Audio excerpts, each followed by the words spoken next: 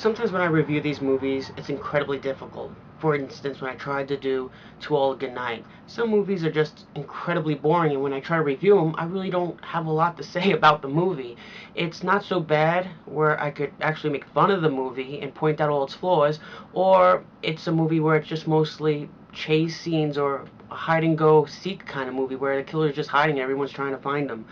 Those sort of movies are really hard to review, and there have been movies I tried to review and I just scrapped it and never actually put the video up because I just didn't have a lot to say, and I was just struggling in the video to really think of stuff to say about this movie. This is almost the case with the movie that I'm about to review, which is The Video Murders. The Video Murders was made in 1988 and released by Transworld Entertainment, and it was also released in a oversized clamshell. This is the slipcase, which I could only imagine came out after the oversized clamshell. I'd rather have that one, of course. But look at the name of the movie and the artwork. It's absolutely friggin' awesome. I love anything that is movie theater themed, video themed, VHS themed, because I love the nostalgia, and I love movies that are self-reflective, like Video Violence. It's a shot-on-video movie made for the video market, about the video market, essentially. I love that kind of stuff, so from the cover, it feels like a slasher movie, some sort of slasher movie where this guy is videotaping his murders. But on the spine, it says suspense thriller. So Transworld wasn't by any means trying to trick us into believing this was a horror movie. It just happens that the artwork looks very slasher-esque.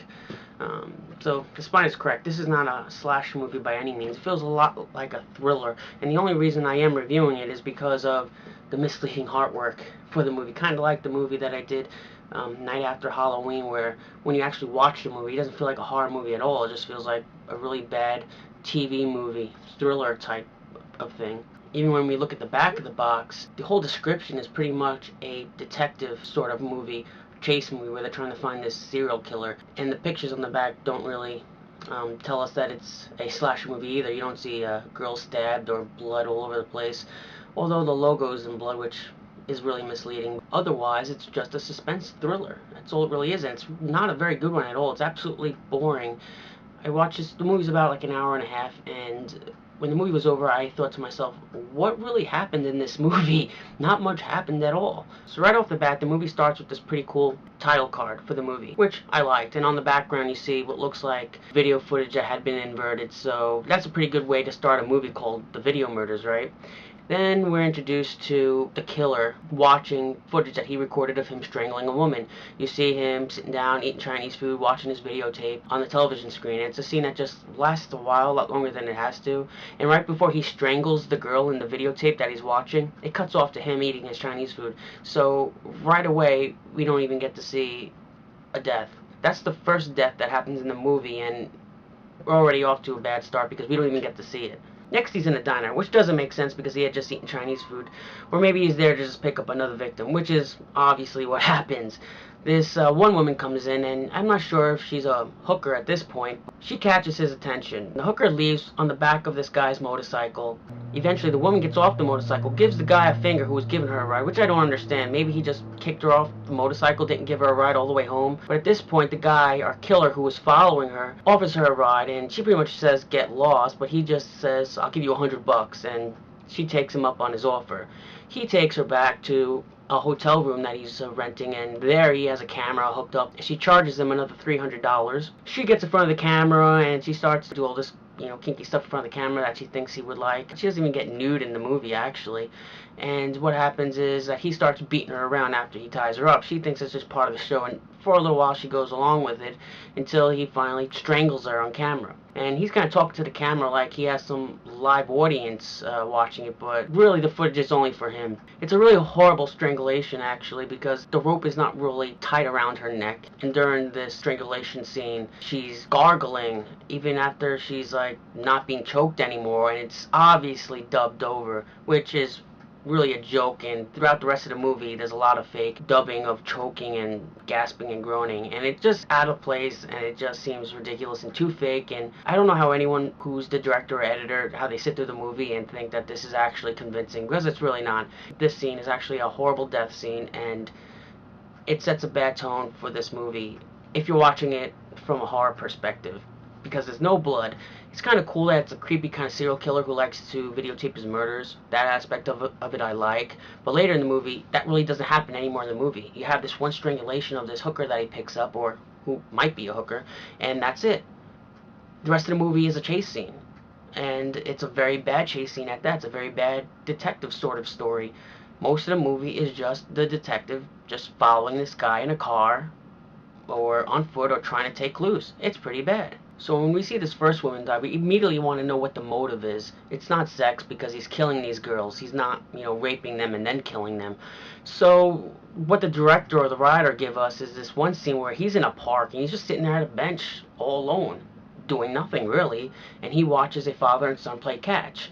And right there he starts to cry, and immediately we're supposed to think, I guess, that this guy has some family troubles, that he had a tough upbringing, or that his mother or father mistreated him. It doesn't really work that well. It's a very cheesy attempt to try to show that this guy has family problems, and that's why he's trying to kill people. So at this point, we're with the detective, and he's questioning all sorts of people. First, he questions a pimp, and then he questions his hookers, I guess. And in a funny little twist, he goes to the diner and he questions a midget nurse. It's just a little awkward seeing a nurse midget in the movie. It's just like this totally random thing. I can't imagine a midget being a nurse. I wouldn't think that they're tall enough to help somebody in a hospital bed. So it was a little funny thing. That's probably the only thing in this movie that really stands out, is that little midget nurse. So while this detective is questioning everybody, we have our killer David, and he's approaching one of the prostitutes that the detective had questioned earlier. He just wants to, have a good time with her, and she immediately, I don't know how, but she gets vibes that he's a serial killer. I don't know what gave it away. Maybe it was the clothing or the description, but she calls the detective. But the detectives get to the scene where this guy is, where he tried to pick up the girl, and then there's this whole long chase scene on foot. This is the first of two very, very long chase scenes throughout the entire movie. I don't remember how long this one lasted, but it must have been like 10-15 minutes. That's how long these chase scenes are. It goes from being in the streets, through a cemetery, all over the town. This one's on foot. And he's chasing him throughout the town. Eventually he gets away. Next, our detective is calling the killer's mother, which I find odd, because at this point I have no idea how the detective got the killer's name in order to call his mother. Maybe he recognized him when that whole chase scene occurred. That's a possibility, but other than that, it's not made very clear. Now our killer David is at a bar. He's not really at a bar, he's at a club. This whole scene is like a music video. So we have scenes of him walking through the club, shots of the band playing, some flashbacks throughout the movie of him being chased by the detectives, but just seems kind of out of place. So while he's at the club, he's at a bar, a woman approaches him. She's trying to get to know him. So this guy takes her out of the club, and immediately he starts giving her a hard time, giving her an attitude, being really mean to her, forcing her into the van. But she pretty much goes along with this whole thing, despite how bad this guy's treating her. This guy's a total stranger. I don't see why this girl would go with this guy. It does not make any sense. I don't think anyone in their right mind would do that. And she seems like a pretty average girl, not like a kind of wild, slutty kind of girl that probably would do something stupid like this. So to me, it just doesn't make sense. So he takes her back to a hotel. It's a different hotel than the last time, obviously. And when they both go into the room, the girl notices the video camera. Right away, she says, well, we could have fun without the video camera. She doesn't want it to be on video at all. She's super pissed about it, and he kind of puts up an attitude, puts the camera away, and she goes into the bathroom to change. She takes a peek outside the door, and she sees him waiting for her with the ropes, and immediately she knows that he's there to kill her. And she goes through the bathroom window, and then you got this whole chase, another long chase scene of him chasing her through the streets. That lasts a while until she goes to a phone booth and calls a detective. And the detective goes there, but it's too late. Our killer David had already captured her, put her in a van, tied her up. So they go to this abandoned mansion, and they're there a while. He keeps her tied up, and at one point he forces her to put a dress on and a wig, I guess to disguise her when he takes her back out. You really don't know what his plans are for this girl, because if he wanted to kill her, he would have just killed her already. But this movie doesn't make much sense anyway. It wasn't a really thought out script, so I don't think much of the plot by this point anyway. She has this argument with him saying, I'm not going to change my clothes if you're still in the room. Once again, I'm thinking, this guy's the killer, he's in charge. She's the one tied up. Why is he negotiating with her? While she's changing, she goes into a dresser drawer in this bedroom and finds a gun, which is a miracle in this case. She's lucky she finds a gun. When he comes back into the room, she points the gun at him, but is, I guess, too nervous, too scared to shoot him. He pretty much calls her bluff and gets the gun from her. At this point, the detectives are already in the house. They're casing the neighborhood, and lucky for them, they just happen to stop at the right house. And they're going through the house, and one of the detectives finds the girl all tied up, and kind of in a daze. I'm not really sure what happened to her. It's not really told. Like, 1 second she's up and animated, and the next second she's just like half asleep. I don't really understand what happened in those few seconds. Did he shoot her? Did he beat her a few times and knock her unconscious and put her in a daze? It's not really told to us. While that cop is finding the girl upstairs, the other cop is downstairs in case the guy, tries to leave the front door, which is what happens. He counters the cop, shoots the cop, and just goes into the car that he came there in and escapes. Now we have a 20-minute chase scene for the movie. It's about 20-25 minutes, and it's absolutely boring. Nothing happens, very little dialogue. It's just a car being chased by 3 cop cars. Nothing happens.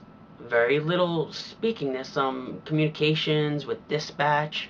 Eventually, at one point, a helicopter joins. I'm surprised they had the budget to get a helicopter in the movie. There aren't even a lot of helicopter shots in the movie. So this chase happens for about 20 minutes. That's almost a friggin' third of the movie. He ends up on a bridge, and he points a gun at his head about to kill himself. And when the helicopter is like right next to him, videotaping this whole fiasco on the bridge, he looks at the camera crew on the friggin' helicopter and says, "Mom, I know you're watching this. I killed all those girls because you were a hooker. You loved those guys more than me," or some stupid rambling nonsense in the movie. And I guess at that point you're supposed to realize, okay, this is an attempt to be kind of like the movie Maniac. You got this guy who grew up in a dysfunctional family setting and it disturbed him and he wants to kill himself.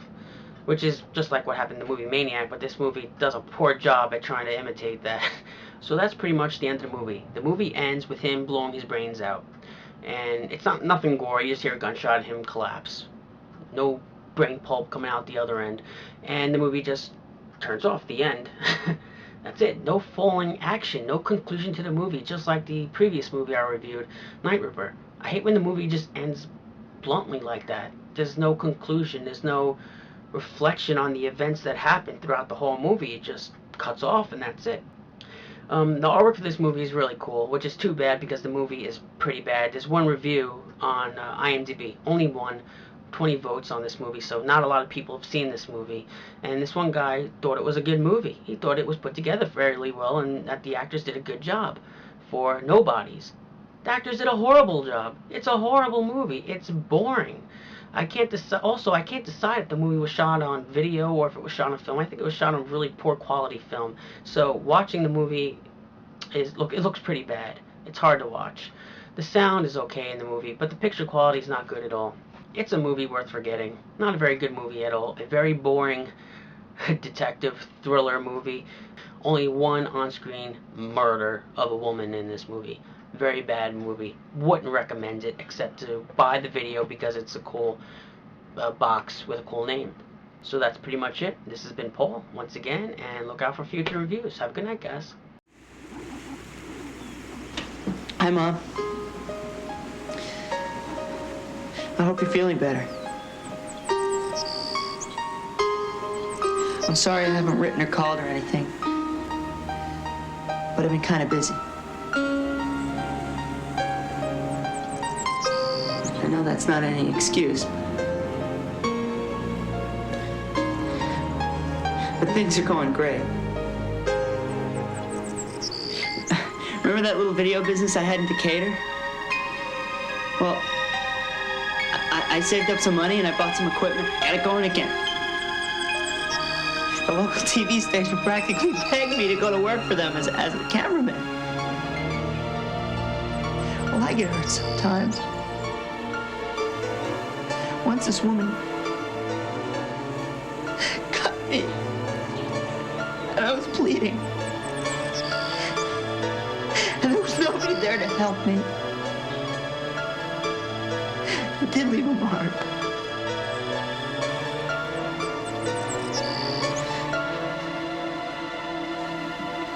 Mama, were you lying when you said all that stuff? Or did you just not know? I got carried away. Things are going great, really. I got a new girlfriend. She's really nice.